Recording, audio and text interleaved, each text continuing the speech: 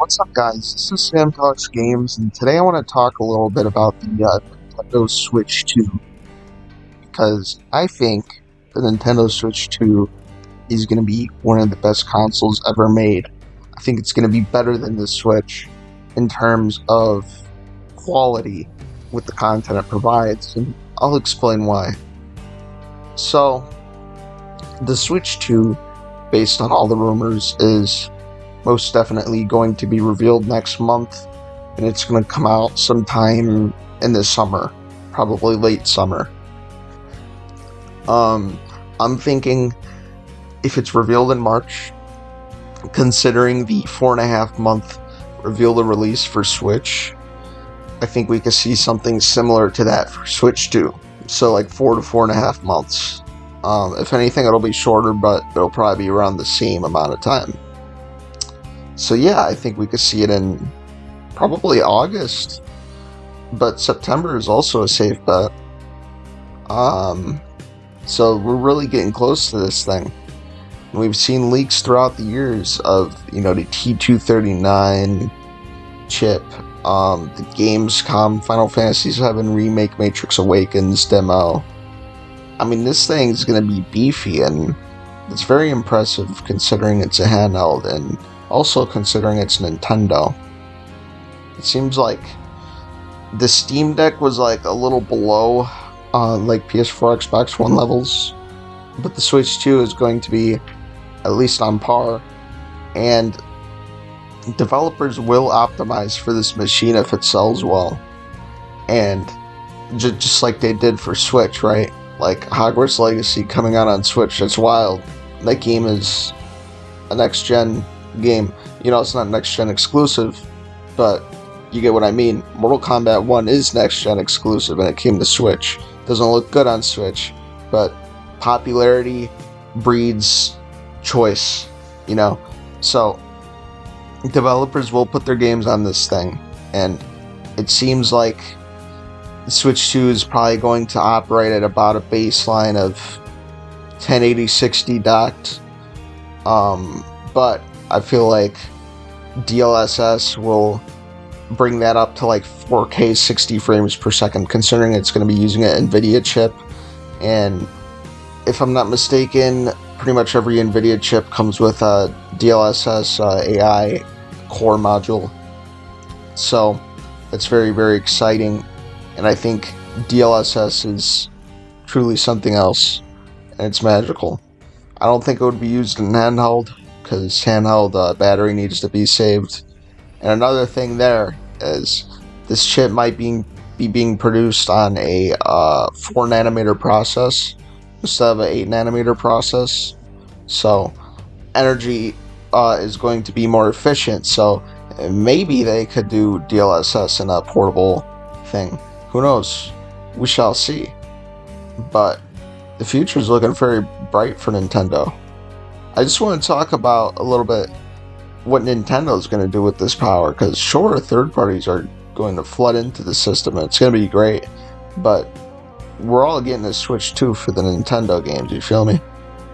So, yeah, I think there's many, many games that could be coming out over the next 18 months in terms of Nintendo games for Switch 2. So I'll get the big elephants out the room. Mario Kart 9, it's gonna happen, or Mario Kart 10, or whatever you think. That's definitely gonna happen.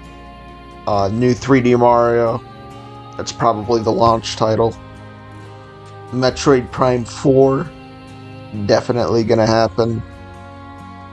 Ocarina of Time remake could happen. Wouldn't place any bets on it. Animal Crossing, the next one, that could be end of 2025. New Mario Party game. New 2D Zelda. Wind Waker Twilight Princess. You catch my drift. There's a lot of these projects that Nintendo has supposedly been working on, and it just feels like everything is coming to a convergence here with Switch 2, and it feels like they're trying to replicate 2017 with the type of games that they're going to do on Switch 2. And I feel like they might even try and be trying to surpass 2017. Like, these are a lot of big games we're talking about. And especially if Ocarina of Time Remake happens, I think that game's being slept on. That's like that's essentially getting a new Zelda game, you know? Like, Ocarina of Time's an N64 game. It's the most highly praised game of all time. It's got a 99 on Metacritic. If that game gets remade, that is massive. That's huge. That's huge for me. That's huge for a lot of people. And it's probably going to sell 10 million units or more. So that's a massive deal, man. And 3D Mario, like, what if this 3D Mario's open world? And, you know, Mario Odyssey was very successful for that series. But what if this next 3D Mario's open world and it dwarfs the sales of Mario Odyssey? Mario Kart 9, what if it sells more than 8 Deluxe? The next Animal Crossing game, what if it's a return to form and you have all the design choices of New Horizons, but you also are able to have a lot of facilities on your island, like in New Leaf? And then it's the ultimate Animal Crossing game, because, you know, I would argue New Leaf is the best Animal Crossing, because New Horizons was missing a lot of content at launch, and although a lot of it got added after launch, it was a lot of old stuff that got added. So I think New Leaf is just a more complete experience. But I want to talk about a little bit about another thing. Backwards compatibility has been rumored officially. Well, yeah, it's been rumored. Necrofilipe, Universal Nintendo, I'll source it. He has stated that backwards compatibility will be a thing on Switch 2. Physical and digital. And backwards compatibility will enhance some Switch games. So that is amazing. Like, what if we see Tears of the Kingdom at 60 frames per second? What if we see Bayonetta 3 run stable?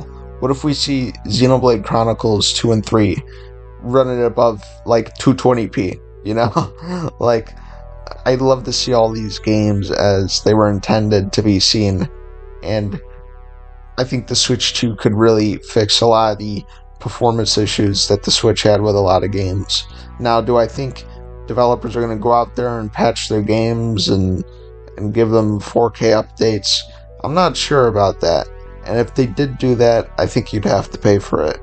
But I do think we're going to see some inherent boosts, like uncapped resolution, uncapped frame rate. I feel like we will see that be done. Like if something's uncapped, it'll just naturally hit the top of that cap, you know, considering it'll be much more powerful tech. And I feel like loading times could also be fiddled with. I think there's a lot that could be done with backwards compatibility. The most important thing here is NSO. NSO has been built up throughout the whole Switch generation. I think they should just keep building it up. Add GameCube at some point, probably not yet, but at some point do that. Maybe there's a way to do DS on Switch too, that'd be great. I'd love it. You know, there's a lot they could do. I'm very, very excited for Nintendo's future. But yeah, I just wanted to rant a little bit and gush over how excited I am for Switch 2, and probably next time I make a Switch 2 video, it's going to be after the system's announced. So yeah, that's about it. See ya.